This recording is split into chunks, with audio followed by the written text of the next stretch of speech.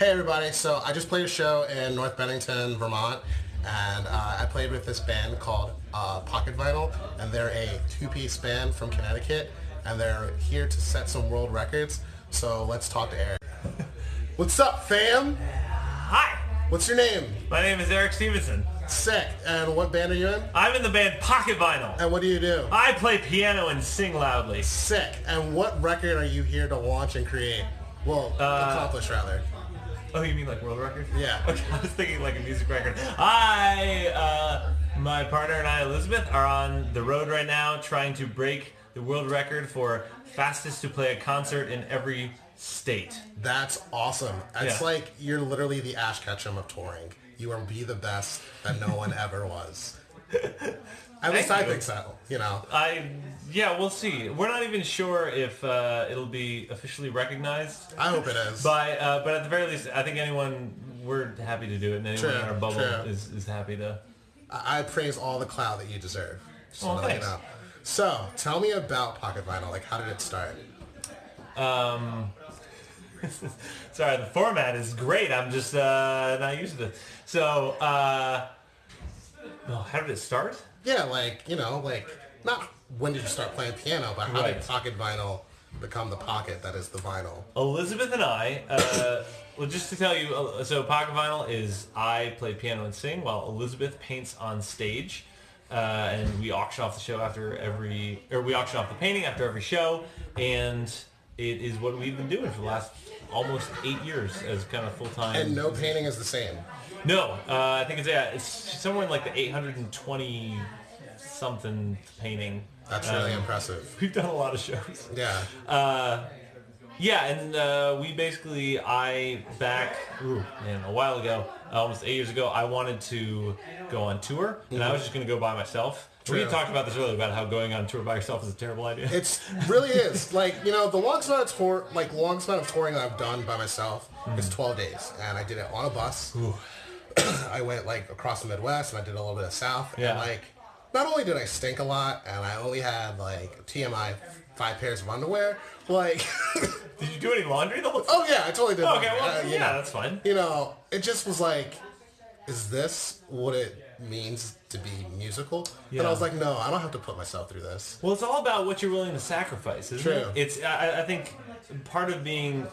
I've just learned that any artistic endeavor, especially when you're starting out in any business, it's going to be tough, and it's all about what you're willing to sacrifice. True. I know some bands who are amazing who are like put out some of my favorite albums, but they're not willing to sacrifice. You know, not sleeping in their own bed every night. True. And I totally get that. True. You literally have to get out your comfort zone. You know, some people would say you have to get you have to get comfortable with being outside of your comfort zone. yeah, get out of the pentatonic. The The scale, the pentatonic scale. Oh yeah. Yeah. Okay. Music joke, zing. I get it now. Yeah. Yeah, I don't know. I was gonna go by myself, and then Elizabeth and I started dating, and then one of our favorite bands is called Cloud Cult. They're out of Minneapolis. They're they have a full band and 2 painters. True. And we were like, well, they do it, and we just kind of wanted to hang out more and kiss each other, and so she just came on tour with me, and That's she just did beautiful. the thing, and we're actually one of, I think, the few bands. I say this not as a. I hope I don't sound like. I don't mean to say this like braggy or anything, but more matter of fact, and we didn't know better at the time, but we made money on our first tour. That's not bragging. Well, but I didn't know that was rare until like 3 or 4 years after that. No, it's real. It's real. Like, I haven't sunk under. Like, I've had hard experiences. Have you taken out credit cards? I know some bands have done that. Yeah, no. Oh, okay. I've got debt, but no. It's not related to music. I've heard of some bands who, like, I talked with one and they like went on tour like 7 years ago and they're like still paying it off. Fuck that. Yeah, I don't understand. You know, like, my debt's related to going to school. Like, I'm a nerd. I have a master's degree, but no. Yeah, I don't. I just we didn't know it because we had that's the painting. Look, I recommend too if any people out there, if you're starting a band and you want to go on tour, get a painter. True. Because it's like, again, you saw. I mean, tonight the painting. We just finished a house show here, and the painting went for $300. Yes, that's a PlayStation 2 in like 1999. You know what exactly. I mean? Yeah. Like even one that comes with like Metal Gear Solid. Yeah, or the original Battlefront 2. I don't know. Exactly. And so I mean, that's just like one night. Sometimes they go for a lot less than that. Sometimes they go for a lot more than that. True. And as long as that's one thing that we kind of have learned to be okay with is like, you know, when the paintings go for $20, you have to be okay with that and just say, hey, thank you very much. And then when the paintings go for like close to $1,000, then you're like, sweet, sick. Awesome, good night. Yeah. But it's all that's a huge thing that we just didn't even realize that and we realized other bands didn't have it, but we didn't know how much of an asset it was. True. At the time. Hi, Elizabeth. Hey, Elizabeth, do you want to get in on this? No, I want to clean my nose. Okay. That's very real. Cleaning your nose is extremely important. Remember that, people. Sorry, guys. But, you know, I like what you said about that. She had some paint on her nose, too. I don't know if you saw that. It was. I didn't see that. Yeah, it wasn't just boogers. So literally, you're on the grind putting your face into it. You put your fingers into it. I get it. She is. Yeah, I completely get it. I'm not gonna lie, this is probably the funniest vlog I've ever done. I'm feeling pretty good about it. Anyone that's watching this is probably like, what the fuck? But anyways, you know, what I really liked about what you had to share is like, this is kind of just my motto is it's diversity. You're diversifying who you are, what you have to offer, and people like it. You know, a lot of bands go on tour and it's like, here's my CD, here's my shirt, and that's it. You know, you're telling a story, you're sharing a story, you're giving your insights. Like, I like the fact that you had like a lot of jokes when you like performed, and people related to that. You have like a natural charisma. That's really cool. And like, you know, it's like, I admire you, man. I feel like I found a tour brother, you know? Yeah, no, thanks. Well, I was going to say that you, I found your banter in between the songs when you played too. It was refreshingly not terrible. Thank you. I mean, like, I've seen some bands who are like filling arenas who have terrible stage bands. They don't know how to speak into a microphone. Yeah. And I remember, like, I kind of grew up a bit of a theater kid, and I remember when we started, I like noticed that very early on of other bands, and I was like, I don't want to be like that. And so, plus, I enjoy talking and same. So I definitely feel that. So like, when it comes to touring, like, what are some do's and don'ts? Because like, I think a lot of people would want to hear that from someone like you. I mean, give me a category. Well, it's like, do you want to do like food do's and don'ts? Do you want to do sleeping do's and don'ts? Let's do some food and sleeping do's and don'ts. All right, food do's and don'ts. Find out what makes you fart and avoid those things. Because who the people you're going to be with, especially if you're married to them, you don't want to be in a car with them. And I don't know. I know some like husbands and just like boyfriends or something. And I'm just speaking from the man's perspective, who are like, yeah, and they just fart everywhere. Like, I don't know. After a year or two, Elizabeth and I have been together for like since we started dating, like about 10 years, and I don't want to make her smell my farts. I don't want to do that. I don't know what that thing is where you're like, haha, and like, I don't know. Find out what makes you gassy. Avoid those things on tour. Oftentimes venues will give you, if they give you free food, it's often like pizza, which night after night can be really tough. Avoid dairy products, at least the latter part of the day. That's easy for me. If you're singing. Yeah. We're not really intolerant, but we've realized we feel a lot better when we don't eat dairy, so I've kind of avoided that. But even like some cheeses are lactose free, but we still try to avoid them. Like at least the second part of the day if you're a singer. Often anything that can be heated in a microwave easily. Gotcha. There's some like I think we get from Aldi's like these rice packets that you can put in a microwave, and a lot of gas stations have microwaves that you can go and use really easily. It's a quick hot meal, especially if you have like some sriracha or some sort of thing in the car that you can just spray on some rice. It's quick, it's simple, it's can be filling. Granola bars. Oh, one thing. So on this tour, we got some sponsors, and we didn't know. So this is kind of okay. If you're a band, I would say if you have at least I don't know, 1,000-ish followers or more, this probably would work. Maybe less than that. But if you can go to the supermarket, find like small granola bars, small like noodle companies, just companies of food you like or think you would like. Look them up and email them and just say, hey, would you send us some in exchange for like a post on Instagram or something like that? We got 5 of those, which I'll shout them out right now. Go Macro, they're like a granola bars. They sent us 12 of those, like one case. It's not a lot, but it's something, and it helps a lot. King Soba Noodles sent us a ton of noodles, far more noodles than we could even bring on in the car with us, of all like buckwheat and gluten-free noodles, because we're gluten-free too. Let's see, Justin's Nut Butter. Okay. They make those peanut butter cups. Yeah, they sent us a whole bunch of like maybe 20 of the nut butter, like their packets. True. We got Dr. McDougall's gluten-free cup of noodles. Okay. They sent us a few of those. By the way, I'm going to email all these places. Oh yeah, by all means. Yeah, they're great. If anyone's watching and other bands, try to reach out to them. Yeah. Just do them right though. Like Elizabeth and I, we tried to work hard to make little like stop animation things and like interesting things for the other one was Rise Coffee. There are these vegan coffee like made with oat milk and a few other things that come in cans that are like nitrous pressured or something. I don't know, but they're a vegan coffee thing. I think they're out of Brooklyn.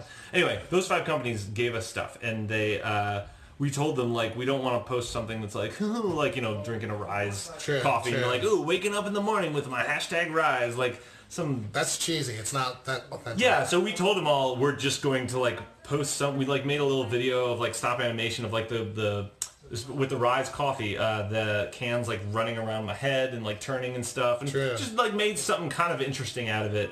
And then we like posted it, and they loved it. And they even told us like after they sent us like I think 36 cans, they were like, hey, while you're on this tour, if you want us to like give us an address to send them someplace where you can pick them up on your way if you need more, like do that. And that was after we had posted the thing. So that's awesome. Like, and we said like on it with the post, we made a cool little thing and said, hey, Rise, they sent us this coffee so that we would post about them here. So hey, guess what? They support small bands like us. So if you care about your money and you want to have good coffee and also support companies that support small bands, go get Rise. Because that to me, I feel like that's much more of an authentic endorsement. You know what I mean? Like rather than just saying like, oh, time to wake up with my #Rise or whatever. So I don't know. If you're going to do that, just do right by them. That's what I'd say. If you reach out to any of those or any other company. But yeah. Anyway, yeah. Those are food. No, news. that's totally real. Yeah. That's very real. So that's really helpful. By the way, for everyone watching, I'm just switching arms because I'm doing this like straight arm, and it's been a hard day. So what we already talked about challenges, do's and don'ts. What is Pocket Vinyl like about? Like, how did you get so prolific over the past 8 years? Prolific how? Like, you have a very strong discography.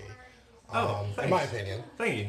And like, at least coming from Philly, the average band dies after 2 years. Like, no, that's everywhere, man. They'll maybe release like an album and an EP, maybe 2 albums. And maybe a split with their favorite band that has like some sports reference. Yeah. I heard, do you ever listen to Mountain Goats? Yeah, they're legendary. Oh yeah, they're great. So John Darnielle is someone who said this, as well as there's a comic artist named Doug TenNapel who I like, who creates these kind of like single standalone comic issues. He's the guy who created Earthworm Jim back in the 90s. He's been making like comics then. So this guy, I don't know him. I'm just saying both of them have said similar things that I really took to heart, which was it's part of the reason why both of them are not millionaires or anything, where they make really good work, but they're always looking for the next project. They're always looking forward to the next project. In the last year and a half, I mean, like right now we're on this world record tour to try to play every state in 45 days. And in the last year and a half, we released an album to the public. We launched a Patreon, which on that Patreon we had an exclusive album that, like, just on the Patreon. We in November, still within the last year and a half, November 2017, we released a film, Dry Play Sleep. I watched that. Oh, you did? Yeah. Oh, thanks, man. But like we're always kind of trying to have our hand in multiple things. Like we've made a board game right now. Elizabeth is working on a graphic novel that we both kind of wrote, and that's like something that we have in the works. We found, like, I mean, if you look at a lot of the most successful people in the entertainment business, especially like they're not just actors, they're not just musicians. They often are like, they're also working on a book, or they're directing a few things, or they're trying to write stuff, or maybe they have this one band but they also have another band, and I mean, you can certainly have too much stuff and it can get way too complicated, and you have to know. Yes, exactly. But we just found that just always having something to look forward to and trying to come up with new ideas. Like, again, when we made the movie, that was a 2-year process. And at the end of that, it was a little bit of like, well, what now? But at that same time, we also were working on our the album of the non-sexy songs about sex. It's called Uncomfortably Unsure. And we were working on that. And then so we had that coming up, and we released that. And then we kind of had a little bit of this like post-mortem depression type of thing after we released that, of like, well, what are we going to do? And we had thought about Patreon for a while, so then we kind of were like, you know what, yeah, that. And that kind of invigorated us to put back into that. And a few years ago, Elizabeth, she felt like the paintings were not, she was still doing a great job and stuff, and I think you can't really tell from any outside perspective, but she was just getting a little antsy with only doing that, and so she started a webcomic, and now twice a week she posts, it's called The Turing Test. If you do just at The Turing Test on Instagram, that's her main place. I'll put that link at the bottom in the description. Well, she has more fans on that. She has almost 16,000 subscribers. Shit. Yeah, I know. That's amazing. And this May will be 2 years of doing that, and that's more than all of Pocket Vinyl's social media presence combined. True. But that's like just another thing that she was like, no, I always wanted to make a comic, and so it's just damn busy. It's trying to keep it interesting for yourself and also for your fans. Like, again, we're a small band, but I think part of the reason why, at least I would like to think, that part of the reason why we keep going and why people keep maybe coming back to shows and keep stuff is because there's just still always interesting things coming. True. And, also you just need to forgive people for, like now, we're talking about maybe doing shows. Maybe we'll come through Philly. Like, I don't expect you guys to come to every Philly show we ever do from now on. You can't expect fans to come That's to unrealistic. It is. I mean, Radiohead's my favorite band and has been that way for a long time. I have seen them once. And they obviously tour a little bit less, but like, you need to give fans forgiveness and stuff for some of those things, and I think you need to give yourself forgiveness too, because I mean, I know there have been some times where we'll play in a town, and I mean, we were talking about Lancaster, PA. Yeah. So in the fall, we played in Lancaster, PA. We play there like probably twice a year. True. We played, maybe 9 people came, which is nothing to sneeze at. In this small business, but then. Like, we were kind of like, oh, I don't know, because we had played shows there before where like 80 to 100 people had come. Sure. And then we were like, yeah, I don't know if we should play there again. And it's so easy to get down on yourself, and it's so easy to think like, well, maybe we're done, maybe no one cares anymore. But then we played in Lancaster about 2 weeks ago, and like 50 people showed up, and it was like, oh, cool, people, they just missed the last one, or like couldn't make it, or I don't know. I've seen so many amazing bands just quit because they just get so frustrated because they're focusing on like one thing and they want it to like explode, and you release a song and you're like, and then it just kind of goes out, and like a few people who are paying attention to you listen to it, and then it just falls flat and disappears into the ether. And you got to keep thinking of that next song and the one after that, because if you don't, then that's when you start being like, well, maybe I shouldn't do this. And maybe, I think for all of us, there's going to be a point where that comes. Sure. Whether it's death or just realizing that this part of your life is over. Sure. I know a lot of great musicians who just, they're fine with their life choices, and they're just, like, day came and they're like, I think I did it. I finished. And time to flip pancakes. I know I'm ranting a bunch. I don't mean to, No, I mean, this is a vlog done like a podcast, so. Right. But not for an hour, obviously. So, my arm's about to die. Yeah, I was going to say. We've been talking and it's been very real. Mm-hmm. What has kept you happy on this tour? And what are your last I mean, it's only been like 2 or 3 days. Okay. So. Oh, you're just getting started. Oh, yeah. Shit. No, we still have like I'm 6 definitely weeks. doing a throwback Thursday post. Because I'm posting this tomorrow. So. Okay, cool. Yeah.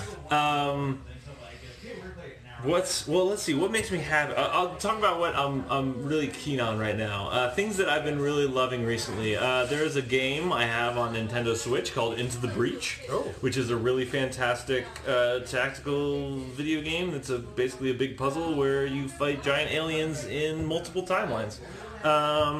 I just started a book called Imagine by someone named Jonah Lear, where it's all about creativity and basically how the mind, like the science behind creativity and how it works. I'm only about a chapter or 2 in, but I find it very fascinating reading. I'm going to enjoy it. I recently read Jeff Tweedy's book from Wilco. Okay. You know, I totally know who Wilco is. Dude.